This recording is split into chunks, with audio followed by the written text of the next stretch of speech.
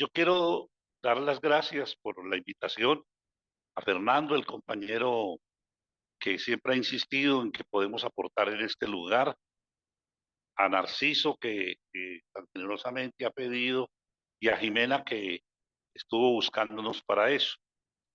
Y quiero saludar a todos los compañeros y las compañeras participantes. Eh, Nosotros hemos dividido con Camila la presentación eh, por, eh, por asuntos de que Camila ha estado en Planeta Paz. Ese es el lugar, eh, es el lugar desde donde nosotros hemos estado trabajando, ligado a la construcción de políticas públicas en Colombia y mucho más en este momento de transición. Entonces, hemos distribuido el tiempo para yo hacer una introducción general eh, que tiene que ver con las dinámicas eh, en las cuales estamos y de dónde sale este tema de la sistematización. Y luego lo que queremos es presentarles un proceso de sistematización que hemos hecho con 64 organizaciones populares colombianas, que ha dado un poco en lo que hemos llamado una primera fase, una publicación de 8 libros escritos por los sectores sociales populares, una cartilla que algunas y algunos de ustedes deben haber consultado en lo que les mandaron y que están ahí para que ustedes vean, y una cantidad de videos. Yo quiero aprovechar estos 15 minutos que nos hemos dividido con Camila. Desde luego que voy a quedar ahí para luego cuando vengan las preguntas y todo esto.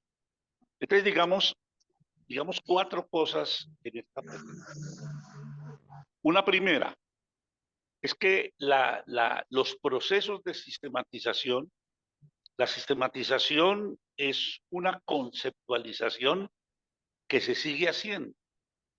Y digo que se sigue haciendo porque en primer momento la sistematización estuvo muy ligada a los procesos de proyectos que financiaban los fondos de cooperación internacional, y ahí entonces se pedían informes a esos proyectos y aparecía mucho desajuste entre los resultados de los proyectos y lo que los proyectos buscaban cuando llegaban un poco las personas europeas o de otros lugares a decir, a medir el proyecto por objetivos. Y decían, esto no se realizó, o la gente llenaba de mentiras para poder seguir manteniendo la financiación. Yo diría que esa es una etapa en la cual aparecen otro tipo de explicaciones. Aparecen otro tipo de explicaciones eh, en donde el proyecto no se pudo realizar y comenzó emergiendo con mucha fuerza porque los territorios y los contextos marcan la realización práctica de los proyectos. Yo a veces me sonrío pensando en que dice la gente que es que ahora la palabra de moda es territorios. El territorio como reelaboración del contexto está hace mucho tiempo en estos procesos. Pero esos procesos que comenzaron a hacerse ocupaban como 3 lugares fundamentales. Esos proyectos, las las agencias que los financiaban, los donantes que recibían esos recursos y un tipo de explicación que comenzaba a buscarse académicamente. Por eso en algunas historias de la sistematización aparece muy ligado a las dinámicas de las facultades de trabajo social. En ese sentido, creo que es necesario ver que cuando aparece un poco la mirada freiriana sobre todo cuando está contenido en la pedagogía del oprimido, ese primer capítulo en donde él muestra cómo se dan las opresiones, comenzaron a surgir explicaciones de por qué los proyectos no funcionaban o no funcionaban en la lógica que se le presentaban a los europeos. Y entonces comienzan un tipo de explicaciones y algunos sectores comienzan a explicar que los proyectos funcionan en la lógica de los sectores sociales populares y que al funcionar en la lógica de los sectores sociales populares se salía de la dinámica clásica de lectura, que había que romper eso. Eh, ahí, por ejemplo, y lo digo pues, con mucho respeto, pero son discusiones que se dieron antes de que el mismo Aníbal Quijano planteara esto. Yo recuerdo, por ejemplo, a Alejandro Krustianovich en el Perú, a alguna gente en Bolivia, que comienza a plantear que existen otras lógicas por las que no funcionan. Javier Albó en Bolivia algún día me contó a mí la historia de que fueron a colocar unos pozos de agua financiados por los alemanes, gastándose millones de dólares en el altiplano peruano y boliviano, y los pozos no funcionaron. Y cuando fueron a evaluar por qué no funcionaban, pues explicaban que era que no habían hecho bien las cartillas, que las dinámicas con las cuales se le presentó a la gente los proyectos no eran los mejores. Pero cuando Javier Albó hizo la investigación, se encontró, él era un educador popular boliviano, y Javier se encuentra que era que el tipo de pozo, en la manera como se obturaba la madre tierra, tenía una serie de problemas porque además en la madre tierra era donde estaba la Pachamama.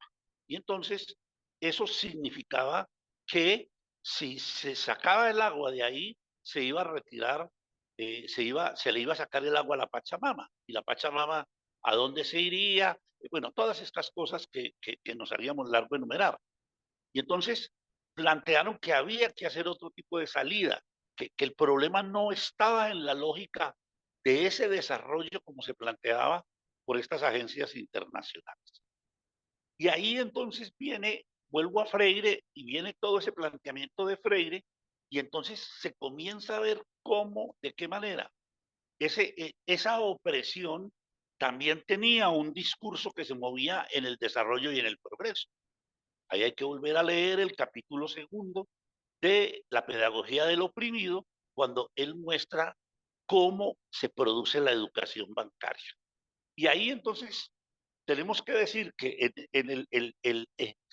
desde ese momento el tema de la sistematización toma el corazón en las educaciones populares. Y esas educaciones populares van a tener una característica que es muy importante. Estoy hablando de finales del 50, comienzos del 60, década del 60, y es que siempre las educaciones populares se produjeron en una interseccionalidad temática. Es decir, aparecía algo que habíamos llamado las rebeldías en América Latina, y esas rebeldías en América Latina tenían una característica muy particular. Y esa característica de las rebeldías era una contraposición al discurso eurocéntrico. Y estoy hablando de temas, menciono 4 o 5, la teología de la liberación, la comunicación popular, el teatro del oprimido, la psicología social latinoamericana, etcétera. Ahí hay 15, 20 cosas que el tiempo no me da para detallar. Y entonces, ¿qué aparece ahí? Ahí aparece otra lógica distinta para explicar el mundo. Y entonces, o sea, me imagino que en los lugares donde ustedes están, la, la, que tienen que ver con grupos religiosos, van a poder ver con qué rompe la teología de la liberación, van a poder ver con qué rompe la investigación acción participante. Y entonces, la educación popular es interseccional a todos esos procesos, porque los teólogos de la liberación hacen educación popular, porque los comunicadores populares hacen educación popular, porque el teatro del oprimido hace educación popular, porque la economía descalza hace educación popular, etcétera, etcétera. Entonces, digamos que el pertenecer la educación popular al corazón, perdón, al corazón de esas propuestas en cuanto la educación popular aparece como interseccionalidad, lleva a que las educaciones populares no dejen de ser un principio. Al comienzo termina siendo una cosa muy ortodoxa, muy cerrada, pero se abre en el sentido de que tiene que volver a encontrarse de otra manera. Y ahí aparece alguien que va a marcar todo ese proceso de la manera como existen los saberes populares. Y ahí la fortaleza se va a dar en los saberes populares y en cómo esos saberes populares van a tener unos acercamientos distintos. Por eso yo a veces digo, hay que evitar el prurito de ser tan originales. Yo les digo a algunos compañeros, miren, Simón Rodríguez en 1828 describió la colonialidad cuando dijo, la sabiduría de Europa y el bienestar de los Estados Unidos son los dos enemigos principales para pensar por cuenta por pensar de cuenta propia en América. Entonces, digamos que y entonces la sistematización fue convirtiéndose poco a poco de ese proceso de proyectos, de explicar, de explicar los proyectos, a encontrar la lógica de los proyectos y la lógica de los actores en el proyecto. Y ahí fue emergiendo con mucha fuerza todos esos saberes populares y comenzó a aparecer claramente que unos saberes populares que tenían una contraposición al saber académico, con polarizaciones, con todo esto, lo que ha generado ese. Entonces, digamos que el gran lugar ahí, y entonces seguimos sondeando por los dos caminos, y de un lado nos aparece que la sistematización se está haciendo. Nosotros que la encontramos a finales en la década del 50 constituyéndose, nos encontramos que antes ya estaba.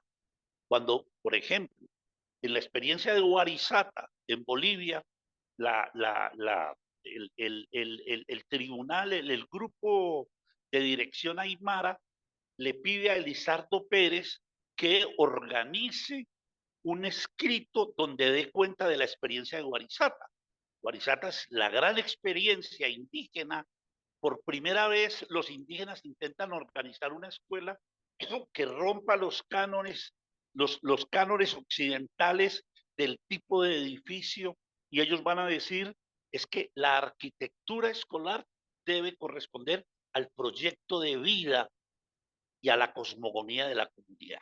Entonces, ahí comienzan en esos escritos a mostrarse cómo sistematizar no es solo escribir, sistematizar no es solo dar cuenta de, sino que hay que entrar a unas lógicas, hay que entrar a unos procesos. Entonces, digamos, ahí que nos aparece un lugar epistémico.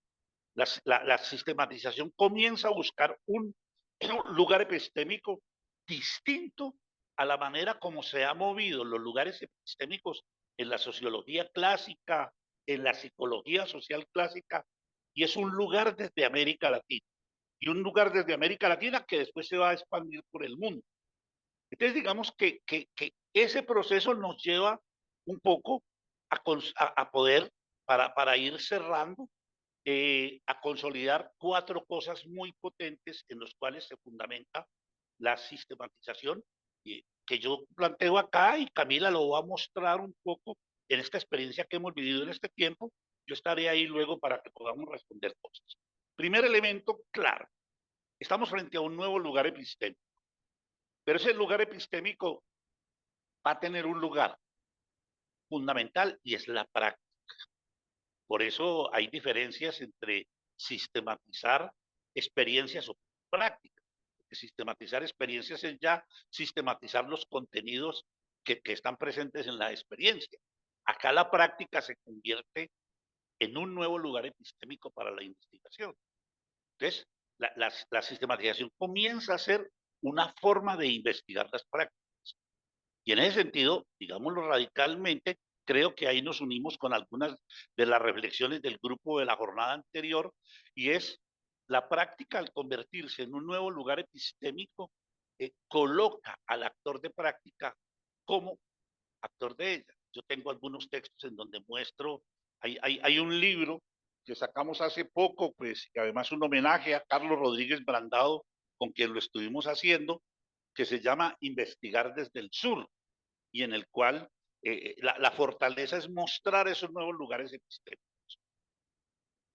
Y aquí ese lugar epistémico dejo para las preguntas luego, pero eso nos lleva a un lugar, que es ¿cuál? Ese nuevo lugar epistémico tiene la sistematización como ese nuevo lugar a ser investigado, y a ser investigado desde los actores de la práctica.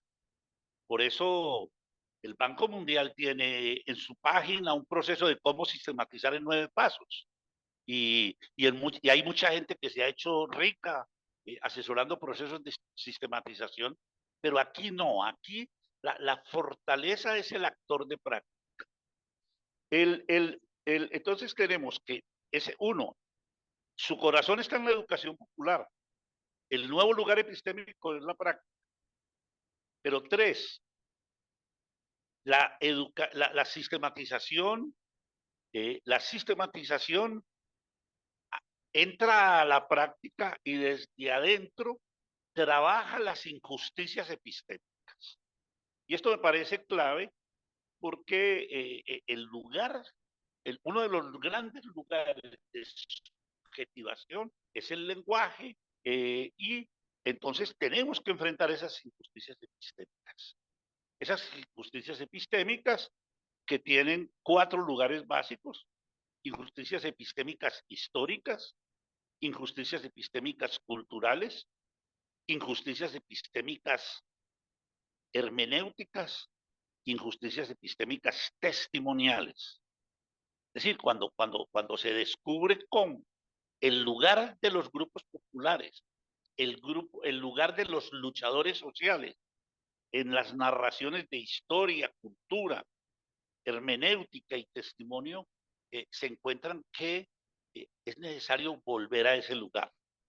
Y ahí entonces yo cierro con 2 citas maravillosas de Carlos Rodríguez Brandado, mi compañero de Arkansas, con el que estábamos, hicimos este texto de distintos lugares de América Latina y que sirva como homenaje a él, recientemente fallecido en julio del año pasado. Dice Brandao: veo que no se trata de estar atento y con la misma atención con la que leemos los libros que nos llegan a cada momento de Europa. Aprender a oír y leer también lo que dicen y escriben las mujeres y los hombres pertenecientes a los muchos pueblos de nuestro continente. Aprender a oírlos y leerlos no como seres de folclore o como autores de algo que solo tiene sentido cuando es retraducido por mí, pero como sabios entre maestros y doctores que nos llegan de una u otra cultura, no una cultura vista como algo simple, rústico, primitivo, inculto, salvaje, popular, delante de las calidades de nuestra cultura. No, culturas otras y delante de nosotros solo diferentes. Y en uno de los últimos textos que escribía Carlos, dice, para cerrar, para nosotros, los educadores populares, el suma causai de los pueblos indígenas de los Andes, entre los quechuas y los aymaras, constituye un valor saber que no solo dialoga con los nuestros, sino que también puede enseñarnos a pensar y a vivir en un buen grado como ellos, lo que podría ser un feliz tránsito del saber a la sabiduría. Muchas gracias y le doy paso a Camila para que nos explique un poco cómo hemos hecho ese proceso, cómo todas estas cosas que yo menciono rápidamente van a estar presentes en esa actividad que hemos realizado en estos últimos años con 64 organizaciones sociales populares, para dar cuenta de ese saber que nos ha llevado a tener que reinventarnos nosotros mismos y reinventar parte de lo que habíamos aprendido de este tema. Le doy la palabra a Camila.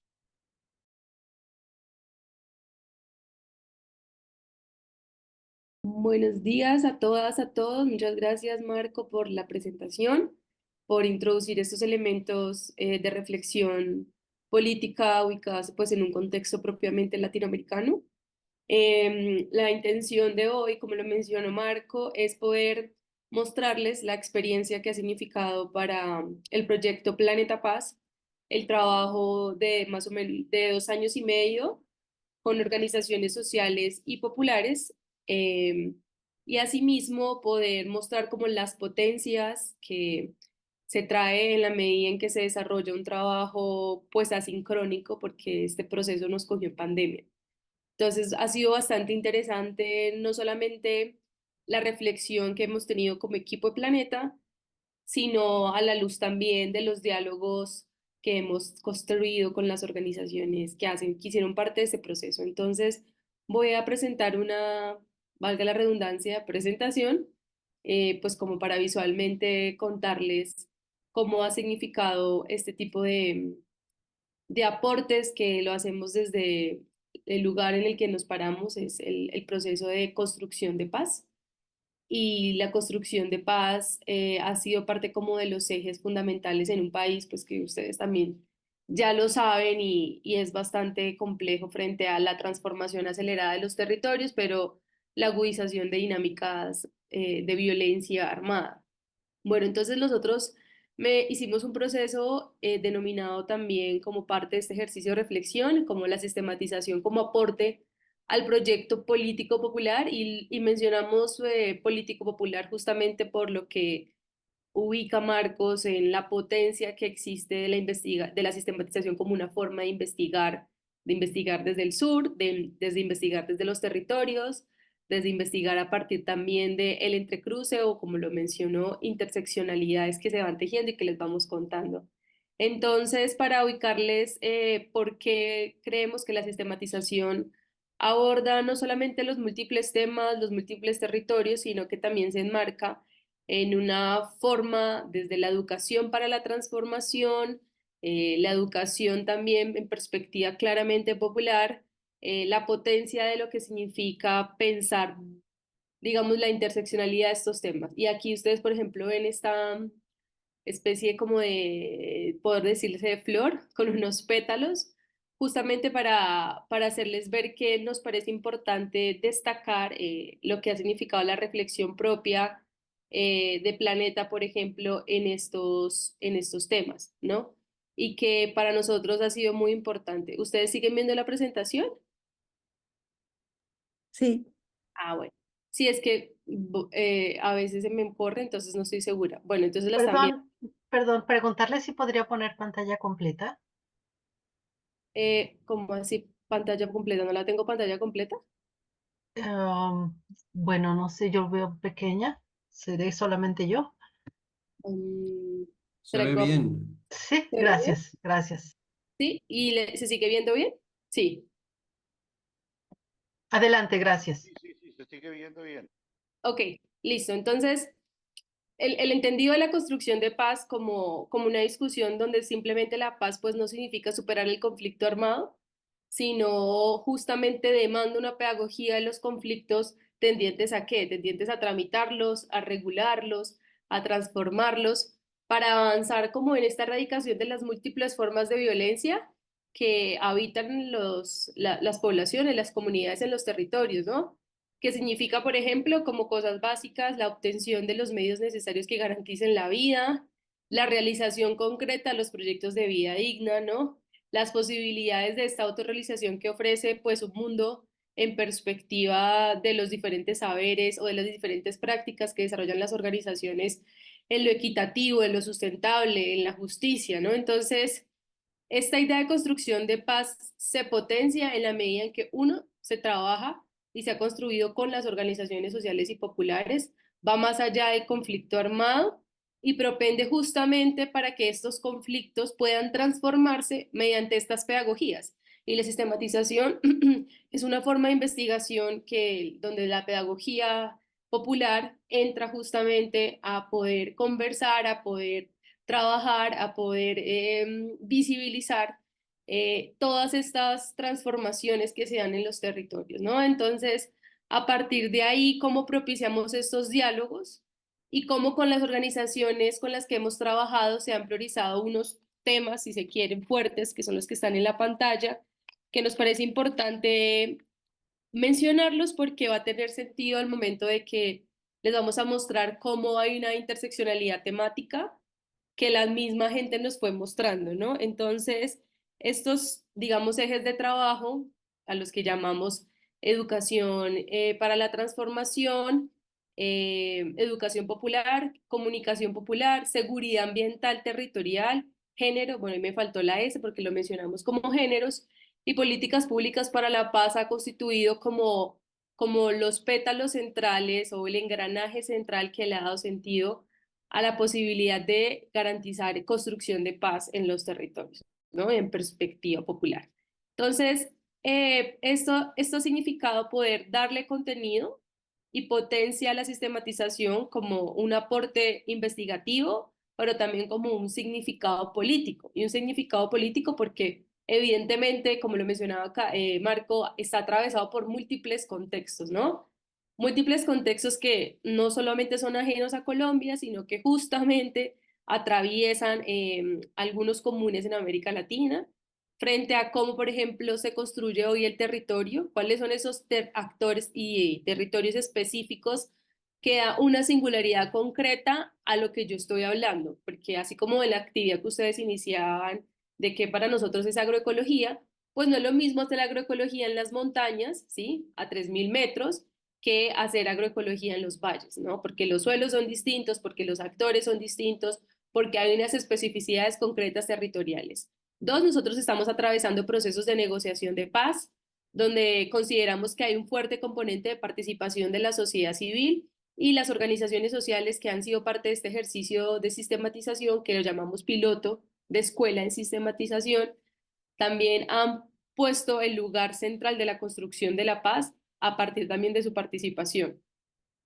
Y otro de los elementos que aporta ese significado político de la sistematización es justamente cómo, a partir de la reflexión que se hace sobre las prácticas, se logran también elaborar de forma más pausada, de forma más dialogada al interior de la organización, la construcción de agendas programáticas que les permitan replantearse, que les permitan reformular, que les permiten poder decir, eso es lo que tenemos, esto es lo que hemos hecho y para dónde vamos, ¿no? Entonces, la potencialidad de la construcción de agendas programáticas, ponerlas en discusión política en esos escenarios de participación, por ejemplo, respecto a la paz, permite trazar una estrategia justamente para pensar cuáles son las necesidades de la obra y cómo se van construyendo estas construcciones políticas en el campo de las relaciones de lo que nosotros llamamos lo alternativo, ¿no? Lo alternativo o el progresismo o ciertos sectores pues de la izquierda progresista en los que hay bastantes desafíos, donde el movimiento social y popular tiene un papel pues muy importante. Entonces, la sistematización es una propuesta justamente para el fortalecimiento. Cuando hablamos OSP, son organizaciones sociales y populares, donde construimos con ellas, que vamos a detallarlo más adelante, un proceso político en tanto se auscultan, pero también se ponen en un mismo lugar los saberes y los conocimientos. De ahí que nosotros creemos que sistematizar desde la educación popular, donde lo mencionó Marcos, tenemos una cartilla que pues creo que Marcos ya se las compartió, que recoge la reflexión, esta cartillita historieta, porque también el ejercicio pedagógico implica construir metodologías múltiples que acerquen comunicaciones, diálogos y formas de expresar las reflexiones, no solamente del equipo, sino de las organizaciones que hicieron parte de este proceso de sistematización. Exigen estrategias innovadoras también o estrategias pedagógicas, por eso esta cartilla está puesta como una historieta y la mencionamos a sistematizar. Se aprende sistematizando, Escuela de Formación en Sistematización, justamente porque desde la educación popular creemos, y nos parece muy importante destacarlo, porque no hay una receta, como lo mencionaba Marco. No hay una receta concreta, porque la sistematización es una historia de vida de las prácticas que hace la gente. Y este tipo de sistematización pues no está sujeta, como lo decía Marco, a guías, a manuales, porque se fundamenta justamente en la práctica para hacer memoria, para fortalecer la autocrítica, para reconocernos, ¿no? Compartir aprendizajes, descolonizar lo que mencionaba ahora Marco, los saberes, y ampliar algo que ha sido una trayectoria que también hemos rescatado mucho del maestro Fals Bordal, el rescatar y ampliar la mirada del sentipensar. Entonces, pues bueno, hay muchas formas de sistematizar, ¿cierto? Pero no se trata de hacer informes ni reportes, sino a partir de esos enfoques críticos donde nos paramos, que es la educación popular, desde la perspectiva latinoamericana que Marcos pues amplió y lo puso en contexto, justamente apuntamos a la emergencia de los saberes y los conocimientos que surgen a partir de las prácticas populares. Y poder visibilizar las prácticas populares genera un impacto en la transformación de las experiencias que hacen las organizaciones y los contextos en donde ellas hablan, es decir, de los territorios en donde las organizaciones están inmersas.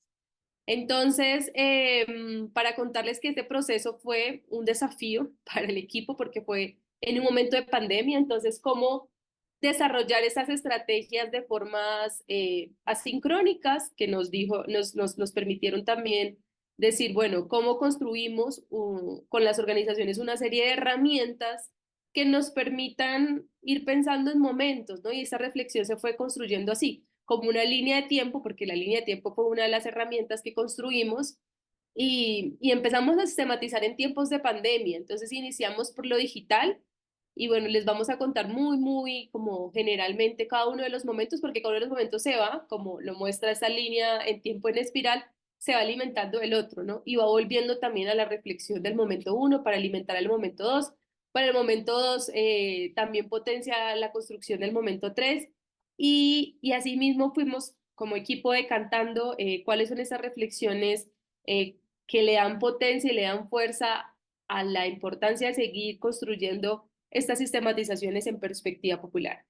Entonces, cuando hablamos de este momento uno, justamente es porque nos cogió en pandemia, no sabíamos cómo arrancar y fue bueno, ¿por qué decidimos arrancar en esos momentos, pues también en donde no pensábamos que se iba a desarrollar, bueno, la sindemia más que la pandemia, perdón, porque no solamente es un tema de virus, sino es una discusión sobre el sistema.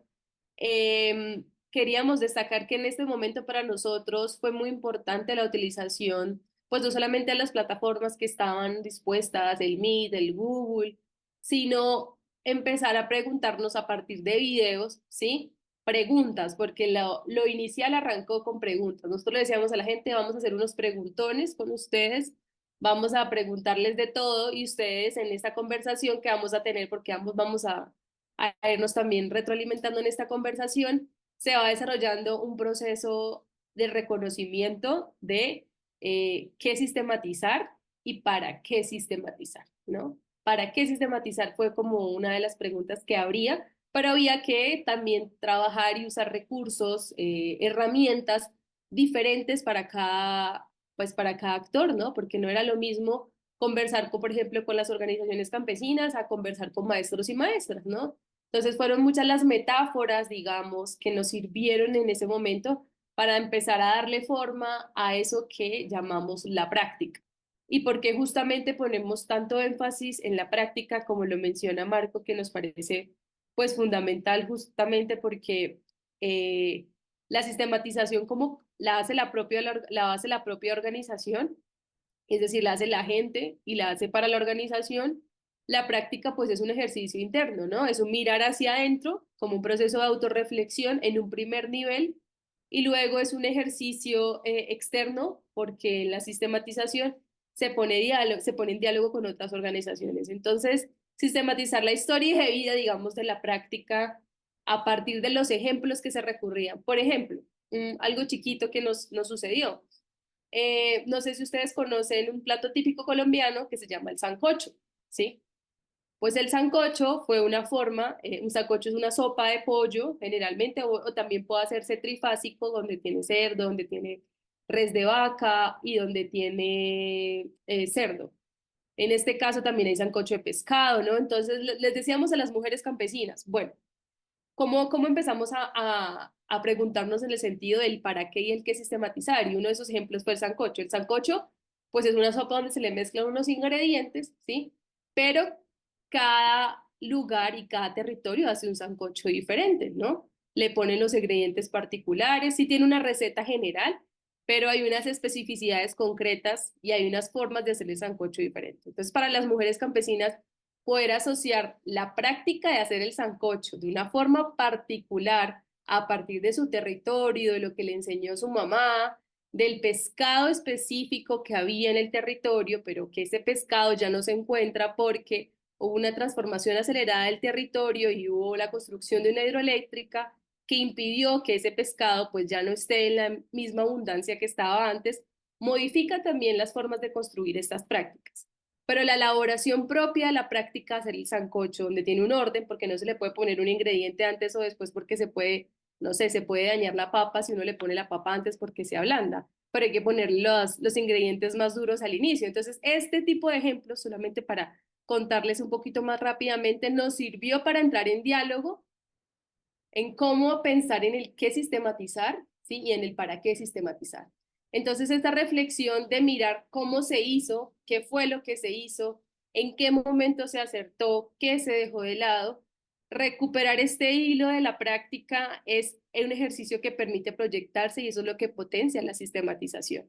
Entonces, por eso hacemos tanto énfasis en la práctica, en la memoria, justamente porque se constituyen una experiencia, ¿no? Y muchas investigaciones orientan a mirar la experiencia porque pues es un resultado de la práctica, ¿sí?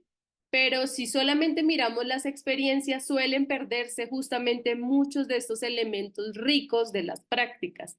De ahí que cuando la gente dice, tengo experiencia, ¿cierto? Pues tengo también unas prácticas reconocidas a partir de todo lo que me da esta experiencia.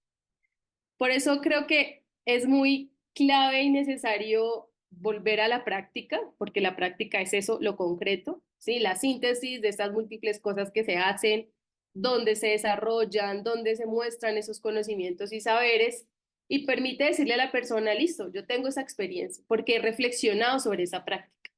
Y en Planeta Paz hemos enfocado esa sistematización en esta perspectiva, el mirar hacia adentro, cuáles son esas prácticas de la organización, esos hilos conductores que ayudan a construir un tejido y una experiencia.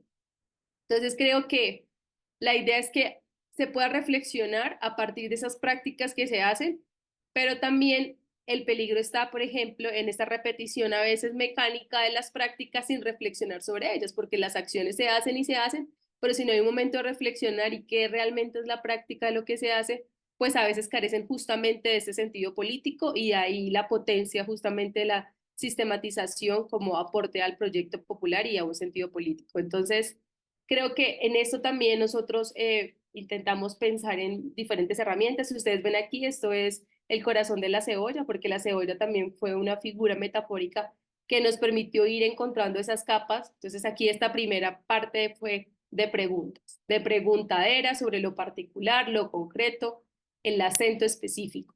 Un momento dos, que fue en la medida en que pues ya la pandemia, la sindemia, perdón, nos había permitido pues encontrarnos en unos momentos ya presenciales, donde pues teníamos que usar tapabocas, pero que se fueron desarrollando unas reflexiones en la que dijimos, ¿qué es lo que da el contenido concreto a los territorios? La singularidad de las prácticas. Es decir, la forma en cómo las organizaciones, en este caso los y las actores populares, hacen esas reflexiones profundas a partir de esas herramientas que les hemos venido mostrando o mencionando, se permite conservar una idea de unas reflexiones sobre lo que se hace, pero también permite pensar en que estas conversaciones sobre lo que se hace está ubicado en unos territorios específicos, ¿no? Entonces, la sistematización siempre aborda esta mirada particular de lo territorial porque es la gente hablando de lo que hace y lo que ha reflexionado. Y ahí está la riqueza y el acervo concreto donde encontramos sistematizaciones y ya les vamos a mostrar en esta perspectiva fuerte de la seguridad ambiental territorial, donde una de sus prácticas, por ejemplo, la agroecología. La agroecología desarrollada por mujeres indígenas, la agroecología desarrollada por mujeres campesinas. Entonces, en esta forma también de encontrarnos y de poder dialogar y utilizar múltiples herramientas, múltiples formas de conversar con la gente es, si ustedes ven aquí, acá hay un árbol. Y el árbol fue también una de las metáforas que nos permitió conversar con la gente ya de forma casi semipresencial o presencial, donde dijimos, bueno, necesitamos empezar a encontrar cuáles son esas raíces que sostienen esa práctica, cuál es la savia, es decir, esto aquello que recorre y que alimenta, digamos, las hojas, ¿no? Que alimenta las ramas, que alimentan los frutos.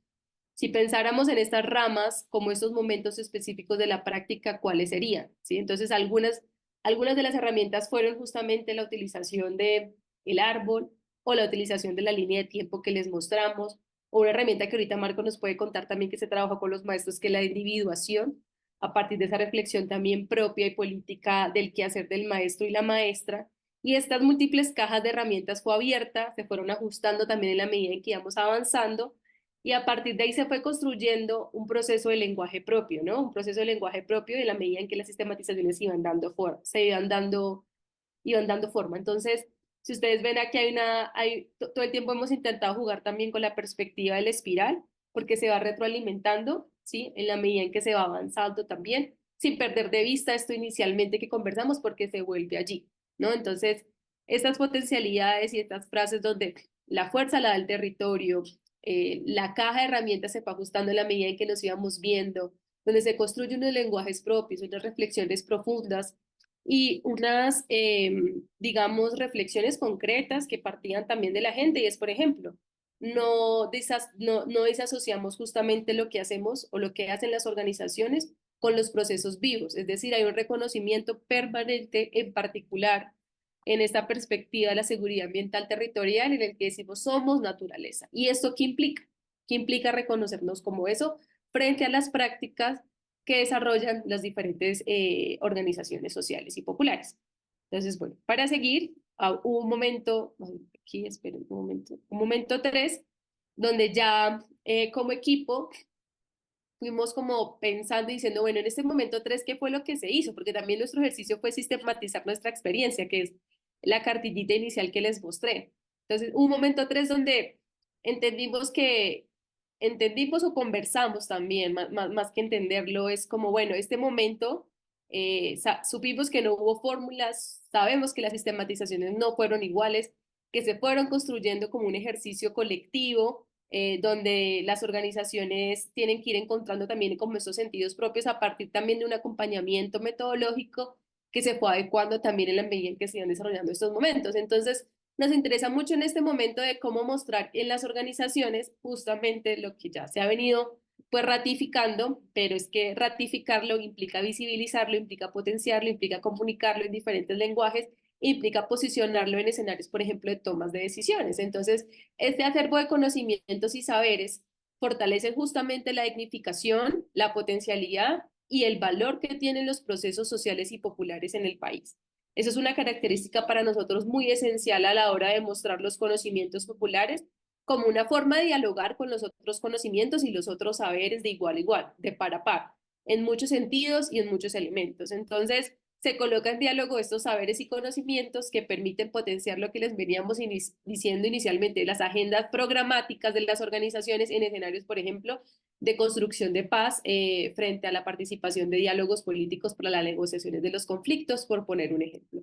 Entonces, este momento es poderle otorgar justamente el sentido, pues el sentido político de los saberes y los conocimientos, porque se empiezan a decantar justamente estas construcciones conceptuales que se van gestando en el proceso de trabajo.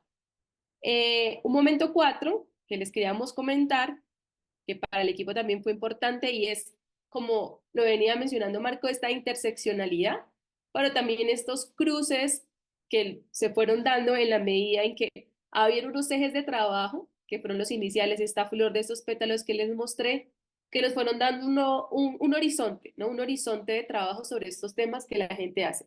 Y en esta sombrilla de trabajo de estos temas, pues están las prácticas. Y la forma de organizarlo fue la construcción de lo que llamamos unidades temáticas no homogéneas, porque pues ninguna sistematización es igual a otra.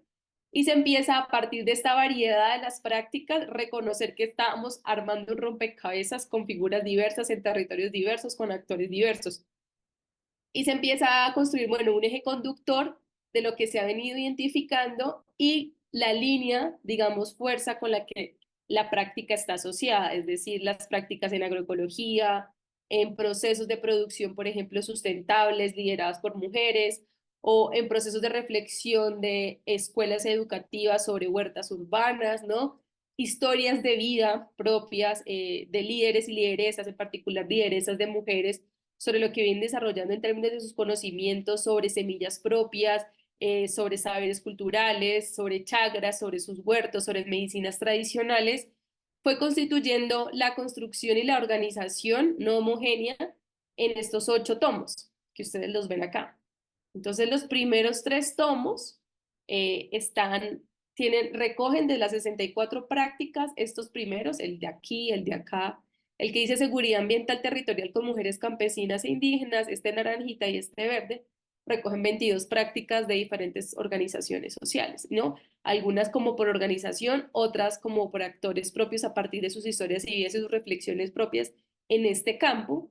Y el campo justamente de la seguridad ambiental territorial ha sido primero un campo muy nutrido por el diálogo construido con las organizaciones, pero también la forma en cómo se empiezan a construir sentidos agroecológicos en diferentes perspectivas, ¿no? A partir también de los recursos propios con los que se cuenta la gente, que era, por ejemplo, cuando nos preguntaban qué era agroecología, yo pues puse como recursos propios porque pues es a partir de lo que hay en el territorio, ¿no? No hay recetas tampoco, al igual que la sistematización, la agroecología tampoco tiene recetas, justamente. Entonces, construíamos este momento 5 porque lo que se fue armando en este rompecabezas, en esta ubicación, digamos, temática, es la transformación y la potencialidad de las realidades. Y creo que ahí es importante resaltar este punto, justamente porque el territorio es como el lugar protagónico donde se desarrollan las prácticas, pero las prácticas mismas en su especificidad son lo que muestran esta riqueza. Entonces, la sistematización resignifica justamente esos elementos claves de la práctica. Por ejemplo, el territorio, en el que se pueden concebir esa forma de investigar las prácticas como un proceso donde se generan transformaciones. ¿Qué queremos decir con eso? Es que se van cambiando las dinámicas que rodean las prácticas y sitúan a los contextos. Hablamos de territorios propios, porque son diferentes los territorios, así como pues en los países en los que nos encontramos participando, donde se construyen como otros encuentros y otros tipos de relaciones. Entonces, en esos territorios propios hay una especie de síntesis, porque es una manera diferente en las que las organizaciones, a partir de la reflexión con sus prácticas, se pueden ver en su territorio. No verse en el territorio es una forma también de reconocer la especificidad de las prácticas y la especificidad también de los territorios. Entonces, reconocer este tipo de especificidades, este cambio de dinámicas en las prácticas y también de los contextos que se transforman muy rápidamente en muchos países, o pues asistimos más bien a una transformación demasiado acelerada de los territorios, permite como reconocer la posibilidad de observarse en algún momento, y eso es lo que permite la sistematización y conduce a la necesidad de comunicar justamente lo que se ha producido en diferentes formas, ¿no? Entonces, contamos también en YouTube, ahora les podemos mostrar una lista de aproximadamente unos 30 videos donde se recoge la experiencia de comunicar la sistematización en otro tipo de lenguajes, y en este caso, pues el lenguaje audiovisual es una de las, en esta discusión también de la cuarta revolución y de la potencia justamente de lo comunicativo, construido desde la perspectiva de la gente, acompañado también por nosotros, pues fortalece la forma en cómo decidimos escoger comunicarnos, ¿no? Y esta forma de fortalecer el proceso como reflexión colectiva de la práctica. Por eso decimos que a sistematizar se aprende sistematizando, y para nosotros esta contribución significa pues un aporte valioso al movimiento social, por un lado, ¿sí? Creemos que es fundamental justamente poder pensar que el proceso de sistematización que realizan las organizaciones sociales y populares que componen el movimiento social es un ejercicio que se vuelve pues un aporte fundamental, al menos, no solamente para entrar en diálogo frente a los saberes pues eurocéntricos que se consideran como una sola forma de generar los conocimientos, sino que se permite también dialogar de forma horizontal y responder también interrogantes complejos con los que a veces ni siquiera hay respuestas, sino también reflexiones en el sentido de la resistencia y la reexistencia propia de los movimientos sociales, de las organizaciones que están en un escenario territorial complejo donde hay disputas justamente frente al pensamiento, las formas de poder, de control ecosistémico, las formas también de poder consolidar y estabilizar en la medida de lo posible esto que las organizaciones, particularmente del campo, llaman pues resistir, ¿no? Defender el territorio en estos tiempos, la sistematización de lo que ha dicho la gente y lo que ha reflexionado, pues evoca pistas a partir también de cómo lo han venido haciendo. Entonces, este resultado pues cuenta con las 64 prácticas en 13 departamentos, en este caso 13 estados, en la parte del Caribe, en la parte del sur, en la parte del centro. Y este valioso aporte pues se constituye una idea de pensar, que eso ya es como la parte de las reflexiones finales, justamente como esta variedad de prácticas a partir de un rompecabezas que se fue construyendo con la gente, cómo a partir de ahí se construyeron herramientas propias a partir del territorio, a partir de la organización y la naturaleza y la vida cotidiana. Nos dieron las entradas y creo que eso es muy importante también, porque aquí, y resalto una palabra que mencionaba Marcos cuando citaba a Simón Rodríguez, porque no se trata pues de cosas elaboradísimas, de lenguajes pues elaboradísimos, sino reflexiones sobre la vida cotidiana o aquello, entre comillas, que se puede llamar ordinario o popular, que a veces está desvalorizado. Es como reflexionamos a partir de los elementos que tenemos. Entonces, tener un árbol específico nos permitió encontrar la manera, la forma en cómo los maestros construían narrativas, al interactuar con sus estudiantes, también nos permitieron construir herramientas específicas. Entonces, desde lo cotidiano se potencia también esta idea de lo común, sobre lo que atraviesa la sistematización, pero también sobre cómo elaboramos a partir también de lo que tenemos. Y finalmente, pues también como para no extendernos, porque creo que tengo uno más media hora y mi batería en este momento se va a agotar y no lo he cargado mi computador, mostrarles que esos son como los tres libros que hacen parte de los 8 volúmenes, donde se encuentran 22 prácticas a partir justamente de estos sentidos ambientales, de la seguridad ambiental territorial. Me permiten un minutico, voy a cargar mi computador porque me da pena que me vaya a apagar. Listo, entonces, ¿por qué entramos en el campo de la discusión de lo ambiental territorial? Y eso es pues les contextualizamos claramente por qué llamamos seguridad ambiental territorial. Es un aporte también de estos diálogos que hemos tenido con actores estratégicos, entre ellos uno de los maestros del ambientalismo en Colombia que se llama el profesor Gustavo Wilches, donde con la gente también fuimos construyendo a partir de esa transformación tan acelerada de los territorios, porque pues los conflictos se desarrollan en espacios, en lugares, en paisajes, en ecosistemas específicos y tocan a personas, a actores, a culturas, a comunidades rurales, pero también urbanas concretas, pues esto tiene una materialidad en los territorios. Y estos impactos de los conflictos se derivan de conceptos que han sido recogidos justamente con la sistematización o con el trabajo con las organizaciones, donde una de las reivindicaciones o consignas centrales, por ejemplo, para las organizaciones de mujeres ha sido mi cuerpo, territorio de paz, por ejemplo, frente a estas discusiones sobre los conflictos que atraviesan los territorios, donde también ahora se dan conflictos por el desarrollo, que es pues todo el impacto transnacional en la cooptación por esos controles ecosistémicos, daño al territorio, desplazamiento forzado, entre otras múltiples formas de conflictividad territorial, se van configurando pues justamente un orden ambiental, y lo decimos ambiental, en tanto hay una transformación acelerada de cómo las culturas dialogaban con los ecosistemas. Por eso se hizo necesario empezar a trabajar esto de seguridad ambiental territorial, donde entendíamos que una de las condiciones es algo que se ha venido trabajando y es base ambiental para la paz. Es decir, que la paz debe hacerse con las montañas, con los ríos, con los ecosistemas, pues porque los humanos no podemos solos y esto da lugar al concepto justamente de seguridad ambiental territorial, donde entendemos que hay que hacerle gestión al territorio, hay que transformar los conflictos.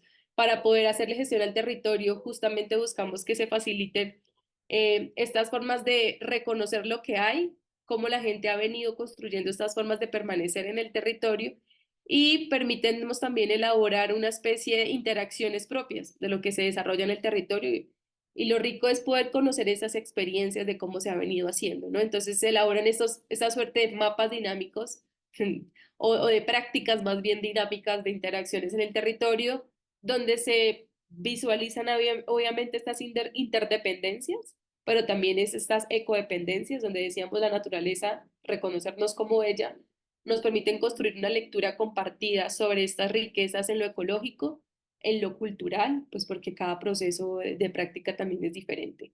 Y hay un componente muy fuerte de liderazgo de mujeres campesinas, de mujeres indígenas, de mujeres afros, donde decimos, bueno, hay una perspectiva de géneros y luchas de las mujeres populares, donde hay muchos énfasis, ¿no? Y lo llamamos géneros en plural, porque también ha sido un énfasis propuesto, construido con las organizaciones, donde se dialoga con una diversidad de mujeres, organizaciones mixtas, procesos que se reconocen pues dentro del LGTBIQ+, que arrojan líneas específicas con el propósito de avanzar a los diferentes reconocimientos de lo que significa hoy ser mujer y las identidades divergentes, ¿no? Entonces, las identidades, pues, por orientaciones sexuales diversas frente, por ejemplo, a toda esta dinámica de los conflictos que atraviesan los cuerpos y atraviesan los territorios. Y una de estas líneas, pues, es el lugar del cuerpo como lugar del conflicto, pero también como territorio y como primer territorio de paz. Entonces, creemos que hay una fuerte intersección entre el papel que desarrollan las mujeres y las diversidades sexuales diversas en estos conflictos, en las transformaciones sobre la paz, donde hay un papel protagónico en la defensa del territorio y la relación justamente de los aportes, por ejemplo, sobre la agroecología. Algunos dicen agroecología en femenino, unas agroecologías en perspectiva ya de un feminismo más popular campesino, pero hay muchas formas también de enunciarlo y eso es lo rico, ¿no? Desde los ecofeminismos, expresiones desde los feminismos locales y comunitarios. Y parte de los mandatos que salen con mucha fuerza a partir también de la sindemia es el cuidado pues como sostén de la vida, como mandato ético y político y esas formas organizativas que desarrollan las organizaciones, en particular de mujeres del campo, nos permiten mostrar estas miradas sobre los sistemas, sobre las culturas del cuidado, sobre la interacción con los ecosistemas y arroja la potencialidad de pensar las prácticas en relación a estos lugares de trabajo y esos lugares de reflexión. Entonces, pues les invitamos a que puedan leer, al menos particularmente a partir también del diplomado en el que ustedes se encuentran, pues estos 3 tomos están virtuales y también hay una serie de suerte de piezas comunicativas que permiten también, pues ya ponerle rostro, digamos, a quienes desarrollaron este proceso de piloto en escuela en sistematización y actualmente pasamos a la escuela. Entonces ya estamos en un proceso de escuelas en sistematización y en comunicación porque creemos que también tienen que andar juntas en el desafío de poder posicionar y construir saberes populares que ayuden a estabilizar y poder justamente dar luces y esperanzas concretas de lo que hace la gente a partir de todas estas dinámicas locales que se están viviendo. Entonces, pues bueno, muchísimas gracias. Esperamos pues poder conversar con ustedes y cualquier duda quedamos acá.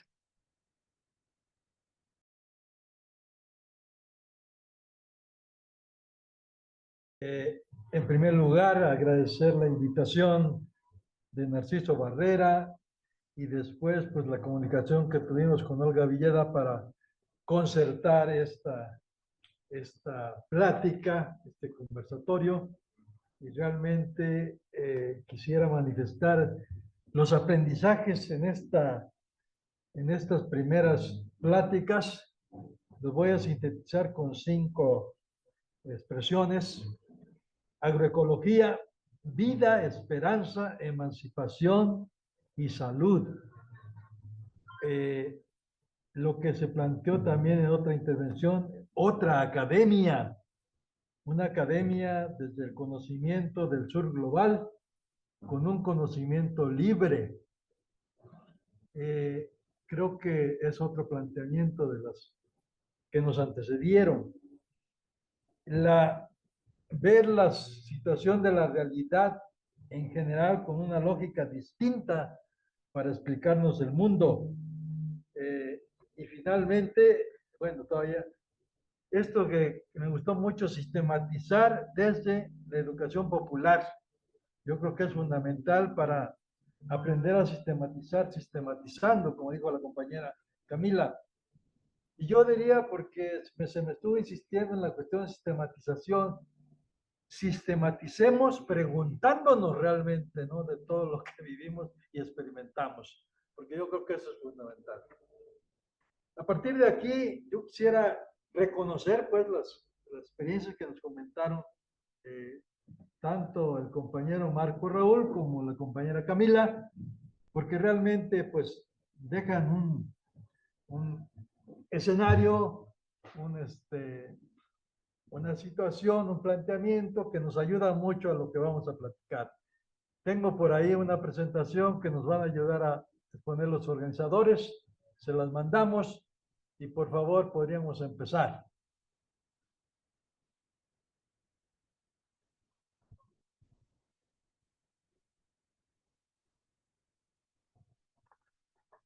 En un momento. Sí, gracias.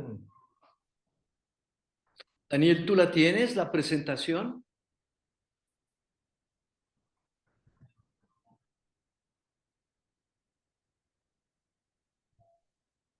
Daniel, Sí, voy. gracias. Gracias.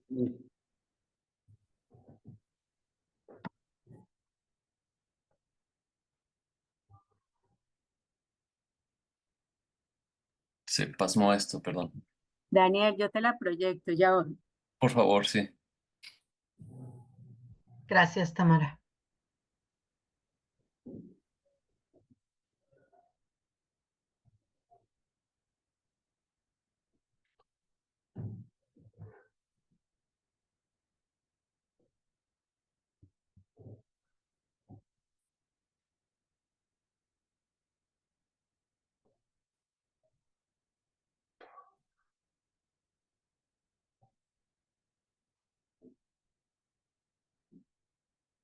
Bueno, si se pudiera poner toda la pantalla sería mejor. Gracias. Miren, yo estuve, cuando se me hizo la invitación y directamente Narciso me planteó que platicara de algunas de nuestras experiencias. Realmente yo egresé de la Escuela de Agricultura en 1966. Entonces, hasta la fecha, pues tenemos algunas que otras experiencias, pero sobre todo, en gran parte, con el medio rural, con sectores campesinos y sectores campesinos precisamente que no están en las mejores condiciones en nuestro medio rural en México. Y yo les mandé por ahí una participación, un texto sobre pueblos originarios y agroecología. Y yo creo que en eso voy fundamentalmente a plantear lo que les voy a conversar. La siguiente, por favor. En este contexto yo tengo aquí algunos conceptos que de alguna manera no hay ninguna referencia directa a algunos autores. Simplemente planteamos dos fundamentales, que es agricultura, que tiene que ver con la cuestión de un proceso o una actividad concreta en el medio rural o con los campesinos, y que en gran parte asumimos que depende, se ha creado, se ha desarrollado a partir de técnicas, de prácticas que fundamentalmente pues se han generado ancestralmente y se han ido mejorando con el tiempo, de acuerdo con la relación que tienen los productores pues con la misma, los cambios climáticos y la propia naturaleza. Pero sobre todo esto nos enseña que hay gran parte de campesinos que todavía o que siguen sembrando para alimentos más sanos y nutritivos que los que ahora conocemos, que de alguna manera con toda la tecnología desarrollada por la tecnociencia. Y yo sostengo que la agroecología es un concepto académico elaborado mediante la integración de dos disciplinas, la agricultura y la agroecología, cuya finalidad es promover y desarrollar una agricultura armónica con el ambiente y en oposición a la convencional, que es tecnologizada, contaminante y empresarial. La siguiente, por favor. Esto de la pedagogía crítica, y como ya mencionó el compañero Marco Raúl, también tiene una referencia fundamental en la pedagogía freiriana. Yo rescato fundamentalmente esta pedagogía hacia el movimiento y la lucha de los sectores populares. O sea, yo creo que esa tendría que ser parte de cuando planteamos la educación popular, la educación crítica, la educación emancipatoria, pues vincularnos precisamente con los movimientos y las luchas que están generándose con los sectores populares.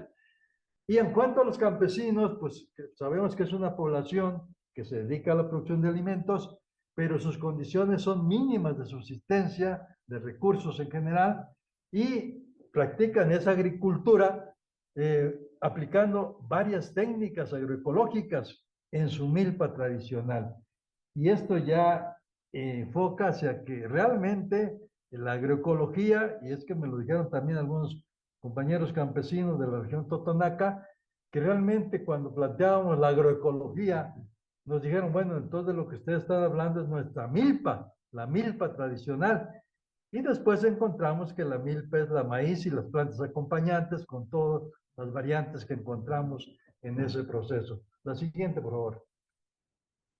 Acerca de lo participativo, porque cuando me plantearon esto de la sistematización, yo decía que realmente la sistematización puede haber diferentes manuales, diferentes teorías, pero que realmente lo que teníamos que plantear es que la sistematización debe realizarse con los mismos individuos o personas que están desarrollando los procesos.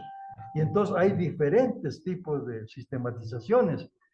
Y habría que entender que la sistemación participativa se da u ocurre precisamente con alguna finalidad y no es solamente para estar o manifestar ciertos procesos, sino cómo influir, cómo buscar la posibilidad que esos procesos también cambien con la perspectiva de la participación de los individuos. Entonces ahí hay tres definiciones, digamos, de algunos teóricos que nosotros consultamos, seguimos, y ya los mencionaba hace un momento, a Falborda, Pablo Freire y un africano que es Raema. La siguiente, por favor.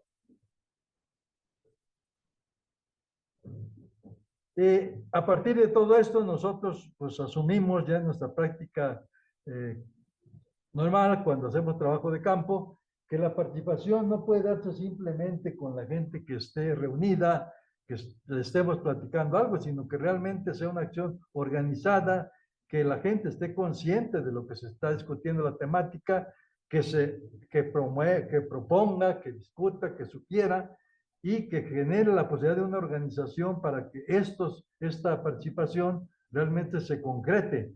Y también así se estaría pasando de aquello que se decía de la conciencia ingenua a la conciencia crítica y la conciencia participativa organizada, ¿no? La siguiente, por favor.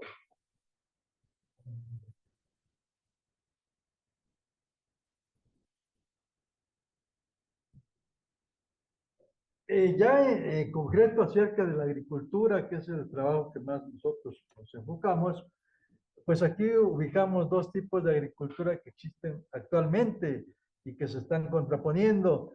Incluso una agricultura que a la larga nos va a llevar a la agricultura sin campesinos, que es la agricultura empresarial, tecnificada, mecanizada, química, transgenizada, electrónica, automatizada, y la ecológica, que es la que de alguna manera en este seminario con sus varias sesiones que ya tienen, decían que esta era una de los últimos bloques, pues se va a concretar. ¿eh? Y es indocampesina, orgánica, biointensiva, la permacultura, la trofobiosis y la sustentable. Tiene diferentes denominaciones. Por eso tal vez hablar solamente de una agroecología no es suficiente, hay que hablar de agroecologías, porque depende de muchas condiciones también ambientales y culturales. ¿no? La siguiente, por favor.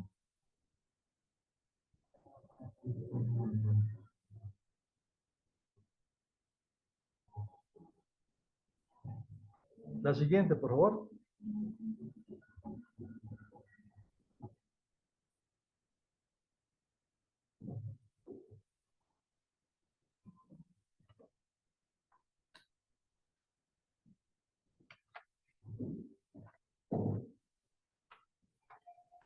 En la siguiente, en esta diapositiva planteamos la cuestión a nivel mundial, cómo se encuentra la cuestión del campesinado en relación con la otra agricultura empresarial.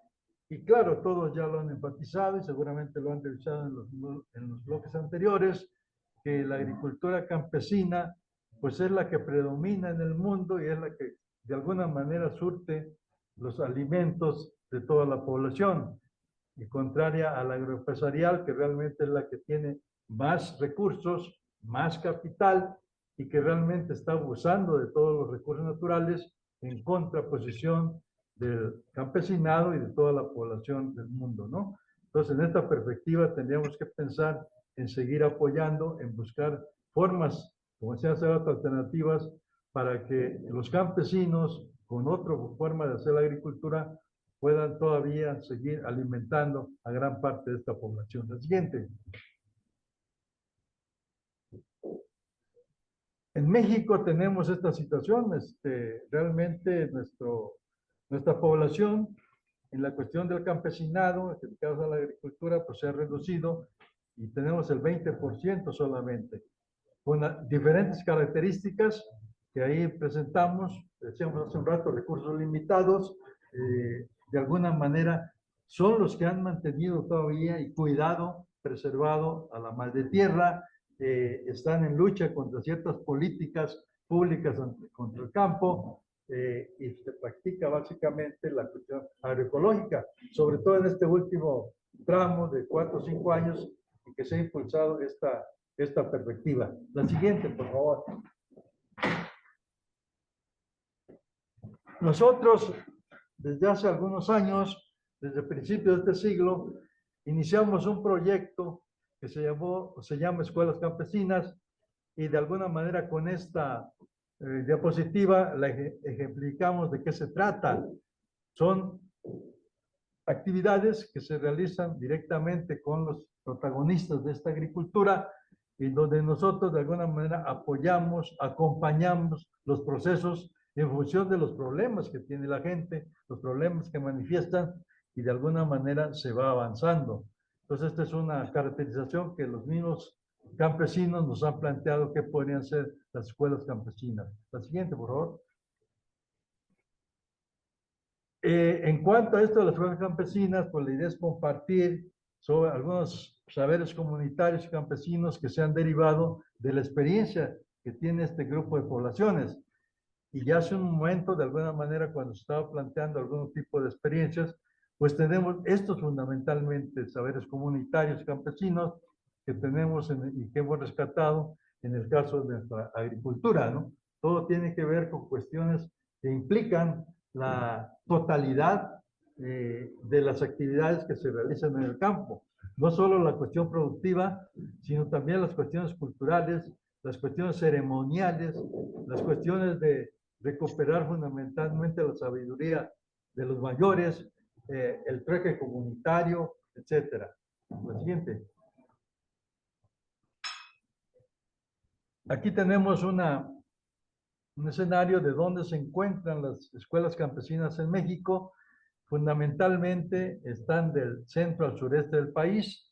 En la parte norte hay pocas de estas experiencias, al menos que nosotros hemos ubicado, y fundamentalmente nos hemos dedicado a trabajar en esta área que es el sureste de México, donde tenemos alrededor de más de 20 años trabajando con esta experiencia. La siguiente, por favor. En cuanto a la educación, en concreto a la agroecología, pues estas son parte después de las actividades que se realizan en el trabajo. Ya se ha hablado de diálogo de saberes, aprendizaje colectivo, conocer, apropiarse de usos y costumbres, compartir conocimientos de técnicas agroecológicas, fortalecer la identidad indígena y campesina, respeto a la sabiduría de los abuelos y la educación que responde a la cultura de cada pueblo. Entonces no podríamos tener una educación homogenizada, ¿verdad? La siguiente. Bueno, aquí tratamos de mostrar la educación agroecológica en comunidad, donde participan los adultos, las mujeres, los niños, etcétera. La siguiente, por favor. A partir de toda esta experiencia, nosotros hemos derivado una serie de características de esta educación, que es una educación antiautoritaria, dialógica, concientizadora, participativa, libertaria, autogestionaria, integral, en el trabajo, democrática y transformadora. No quiere decir que todas las experiencias que estamos desarrollando en las comunidades en diferentes regiones se apliquen todas estas características. Algunas se aplican más que otras, pero de alguna manera esto sintetiza un decálogo de la forma, de las experiencias, de los principios que estamos trabajando, derivando de esta educación que hemos aprendido con la gente del campo en México. La siguiente, por favor. Desde luego, los ejes de trabajo en las escuelas campesinas tienen mucha relación con las actividades que se realizan directamente por los grupos campesinos con los que trabajamos. Destacamos que nosotros, cuando empezamos a trabajar con los grupos campesinos, siempre se hace un autodiagnóstico comunitario. O sea, lo primero, y esto lleva tiempo, este es el problema que tienen algunos proyectos del Estado, que siempre quieren resultados pronto, rápido, y realmente el ritmo campesino, el ritmo de trabajo no es así. O sea, la agricultura incluso se desarrolla de otra manera. Entonces nosotros nos ajustamos mucho a los ritmos de trabajo de las comunidades y de la gente que vive en las comunidades. Y a partir de ahí, pues se desarrolla toda una serie de procesos para poder ir aprendiendo juntos y ir sistematizando con ellos sus experiencias, su sabiduría, y a partir de ahí compartirlas con otros compañeros campesinos a través de encuentros que se realizan alrededor del país. La siguiente, por favor. Los temas compartidos, pues son varios de los que ya también ustedes seguramente han platicado, pero tienen que ver con toda la cuestión de las actividades que se desarrollan en el medio rural. Efectivamente, la cuestión de la agricultura familiar, la ecológica, pero también la cuestión de los mercados a través de tianguis de productos, la gastronomía regional, la artesanía local, y de alguna manera buscar al final en lo político cómo construir una ciudadanía democrática, porque lo que tenemos en la democracia fundamentalmente es solamente las elecciones, y ahí se queda mucho del trabajo democrático, cuando en las comunidades con ellos se aprende que hay otro tipo de actividades que implican la participación, y uno de los conceptos que se manejan en el medio indígena, sobre todo de los pueblos originarios, es la comunalidad que tiene 4 elementos fundamentales, que son el territorio, las asambleas, las ceremonias y la cuestión de la ayuda mutua, o sea, el trabajo colaborativo, ¿no? La siguiente, por favor. Acerca del método y las técnicas con base a la investigación participativa, esto es algo tal vez que podría tener algunas cosas diferentes con lo que se ha planteado. El compañero Marco Raúl hacía el cuestionamiento de que la sistematización era pedida por los funcionarios o de las fundaciones o de las empresas o de los estados que financiaban los proyectos. Y efectivamente, mucho del trabajo que se ha hecho para sistematizar son los informes que se presentan a este tipo de instancias. Nosotros decimos, vamos a donde nos llaman. O sea, no vamos a donde creemos que debíamos ir, sino donde nos llaman, porque de alguna manera se ha generado ya un conocimiento, una relación con nuestros compañeros que trabajan en este tipo de procesos, y hay invitaciones para asistir y a desarrollar los trabajos. Por lo tanto, no tenemos recursos específicos para desarrollar los trabajos. Y el otro elemento que dice el punto 6, se hace lo necesario con lo disponible. Se hace lo que se pueda hacer con los recursos que se tengan. Y de alguna manera siempre hay algo que se puede hacer. Y bueno, a partir de ahí, pues ya se hace todo lo demás, que es asambleas para acordar trabajos, los autodiagnósticos, se hace un análisis conjunto de la problemática, se decide conjuntamente por qué problemas hay que empezar, se desarrollan los proyectos, se evalúan anualmente, si se tematiza lo negativo y lo positivo de los proyectos, y se piensa qué puede hacer en el futuro. Y para ello las técnicas fundamentales pues son reuniones, asambleas, recorridos de campo, capacitaciones, organización de encuentros campesinos, y de alguna manera se ha impulsado esto de talleres de pintura infantil y juvenil para recuperar la memoria histórica de los procesos comunitarios que están teniendo bastante interés por las mismas comunidades, porque ahí participan tanto los hijos de los campesinos y campesinas, pero también cuando los campesinos o campesinas llevan a sus hijos a estos talleres, pues también ellos se integran al desarrollar esta parte del proceso, ¿no? La siguiente, por favor.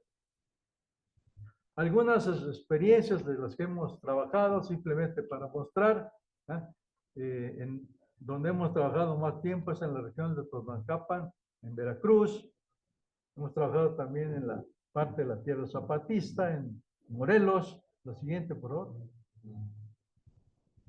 Se ha trabajado también acá en Hidalgo, en la comunidad de Huasca.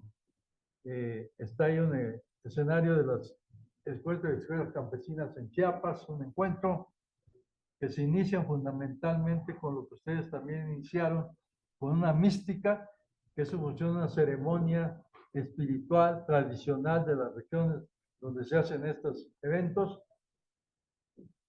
La siguiente, por favor. Últimamente, pues estamos también, se han hecho algunas de estas reuniones de capacitación en algunas de las regiones cercanas acá a nuestra institución, que es la Universidad Tomás Chapingo, y algunos han caracterizado este tipo de eventos por ellos mismos como la agricultura de la rebeldía, o sea, es parte de lo que se está generando en ciertos cambios de actitudes y aptitudes para hacer trabajos de campo, trabajos que se realizan en estas escuelas, ¿no? La siguiente. Nuestra sistematización de los aprendizajes lo hemos realizado pues, a través de lo que está haciendo cada profesor en las coordinaciones, en los lugares donde se hacen escuelas campesinas, y pues tenemos algunos textos que se han desarrollado alrededor de este tipo de experiencia. Realmente esto ha conformado a nivel del país un movimiento, el Movimiento Nacional de Escuelas Campesinas, que ya llevamos, decíamos, más de 20 años, y que en los últimos años algunos de los estados del país convocó para hacer a nivel estatal un proyecto sobre escuelas campesinas. A nivel federal se están impulsando otro tipo de experiencias parecidas que se llaman escuelas de campo y centros campesinos de aprendizaje, ¿no? La siguiente. Quiero mostrar un ejemplo de sistematización agroecológica que realizamos con la pandemia, porque también la compañera habló hace un momento que la pandemia, como no nos permitía salir mucho al campo, ellos empezaron con cuestiones digitales. Nosotros, dando un curso de sociología rural, planteamos que si los alumnos estaban en el campo, estaban en sus comunidades, no podían asistir a la universidad, podrían hacer prácticas o trabajos de campo en sus comunidades con los campesinos, con la práctica de la agricultura tradicional y empezar a elaborar una serie de proyectos para conocer, para identificarse a partir de los conocimientos y de la sabiduría de la gente de las comunidades, también en la agricultura. Y entonces se realizaron varios trabajos y en parte, pues con esta caracterización de la práctica ancestral de la milpa, pues se encontraron algunas cosas interesantes y que podrían sistematizarse a nivel general. Y por eso nosotros elaboramos, después de todo este conocimiento que se presentó en algún texto por ahí que consultamos, como maíz y las plantas acompañantes, que se compone como milpa, y es la milpa que realmente tradicional que tienen los campesinos. Pero con lo que nosotros planteábamos de la práctica tradicional en las comunidades campesinas, generamos lo siguiente, por favor, la siguiente. Algunos de los compañeros de los alumnos que estaban allá en Yucatán, pues lo que hizo fue sistematizar la milpa maya. El texto que les mandamos sobre pueblos originarios y agroecología, si ustedes alcanzaron a leer este tipo de experiencia, realmente la sistematización de la milpa maya se hace en el idioma que tienen precisamente la cultura maya. Y entonces para los diferentes procesos que hacen, le dan su denominación en el idioma original. Esto es muy importante para la sistematización porque es como ellos lo viven, como ellos lo interpretan y como ellos lo comparten. Nosotros a veces usamos otro lenguaje para poder representar ese tipo de experiencias, ¿no? Y ahí, bueno, encontramos que efectivamente son diferentes cultivos, que se hacen ciertas ceremonias a través del año, en la siembra, en la cosecha, para compartir también y estar bastante a gusto cuando se hacen las cosechas, para pedir lluvia, etcétera, ¿no? La siguiente.